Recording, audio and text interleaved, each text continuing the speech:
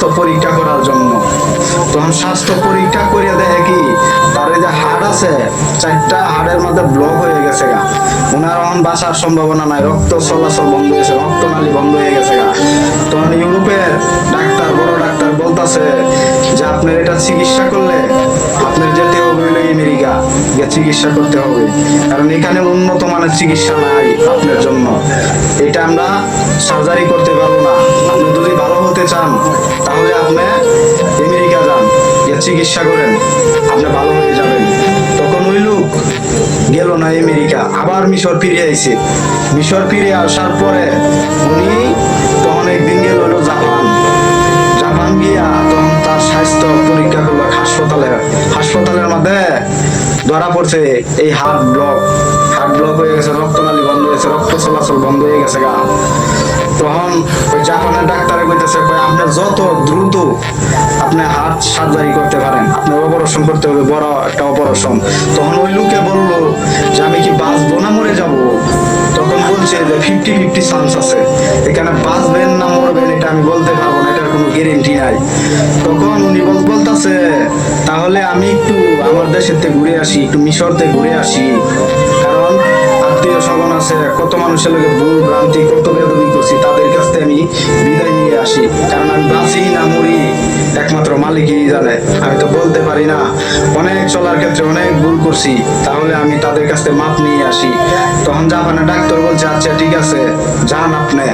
তখন ওই লোকটা চলে গেল মিশর যাওয়ার পরে এক কষাইয়ের দোকানের সামনে দিয়ে উনি যাইতাছে, দেখে কি এই যে কষাইরা যে হাড্ডি ফালা দিতেছে মাংসের দোকান থেকে, হাড় মাংস ছাড়া হাড়, ওই হাড় আবার এক মহিলা টুকায়া নিতেছে, বস্তার মধ্যে ভরতেছে। উনি দৃশ্যটা দেখতেছে খারে হাড়ের মধ্যে কোনো মাংস নাই, কোনো তেল নাই, কোনো কিছুই নাই, খালি হাড়, একবারে সাদা পড়া, ওই হাড্ডি টুকায়া ভরতেছে। তখন বড়া যখন শেষ হয়েছে তখন উনি গেছে জিগাইতেছে, মা আপনি এই হাড়গুলা দিয়ে কি করবেন, এই হাড়গুলা টুকাইতেছেন কেন, কি করবেন? কষাই দোকান থেকে হাড় নিতেছেন মাংস বাদ দিয়া। পারে বাবা মাংস কোথায় পাবো? আজকে 3 বছর ধরে আমার সন্তানরা বলতেছে মাংস খাবে, আমি তো আর মাংস কিনে খাওয়াইতে পারি না, কারণ এই সমর্থ তো আমার নাই, তাই আজকে আইলাম হাড় টুকাই নিতেছি, এইগুলা সন্তানের জাল দিয়া পাক করে এডি খাওয়াবো। তখন ওই লোকটা তখন কষাইরে বলতেছে যে ওনারে মাংস দেন, ওনাকে মাংস দেন।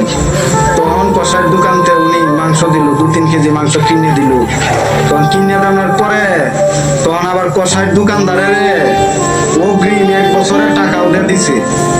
আজটা কে উনি যতদিন বাঁচবে পৃথিবীর মধ্যে ততদিন আপনার দোকান থেকে মাংস নিবে, অগ্রিম 1 বছরের টাকা আপনাকে আমি দিয়ে গেলাম।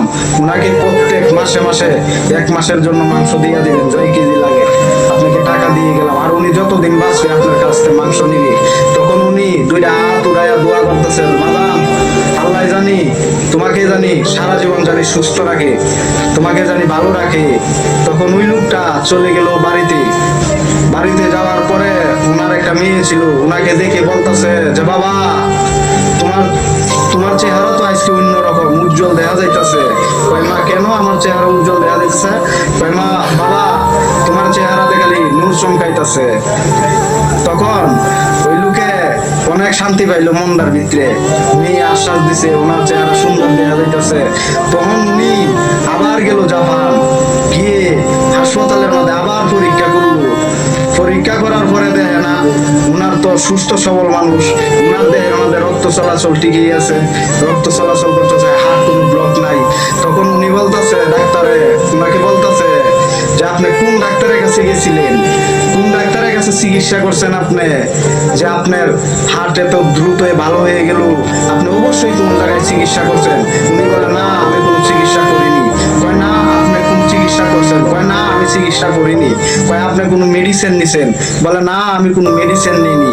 তাহলে আপনি কি করে ভালো হলেন, কি এমন করলেন যে আপনার হার্ট ব্লক আছেন, রক্ত চলাচল বন্ধ আছেন, আপনি কিভাবে ভালো হলেন?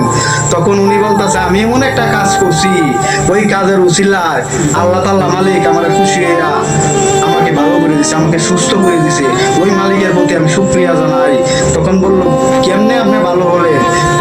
এই ঘটনা, এই সিস্টেম, এইভাবে আমি ভালো হয়েছি, আল্লাহ আমার ভালো করে দিছে, মালিক ভালো করে দিছে। ওই মহিলা এমন দোয়া দিছে, ওই লোকটা লগে লগে সুস্থ হয়েছে। কারণ একজন অসহায় মানুষের সহযোগিতা সাহায্য করলে যদি ওই লোকটা যদি দোয়া করে, তাহলে আল্লাহ তাআলাও খুশি হয়ে যায়। ওই খুশির বরকতে ওনার সংসারের মধ্যে অনেক কিছু হয়ে যায় মানুষের। তাই অসহ দরিদ্র মানুষ দেখলে সহযোগিতা করবেন। শুনেন, আপনি যত গাড়ি বাড়ি যত টাকা পয়সার মালিক হন না কেন, আপনার কিন্তু 3.5 হাত মাটির নিচে যেতে হবে।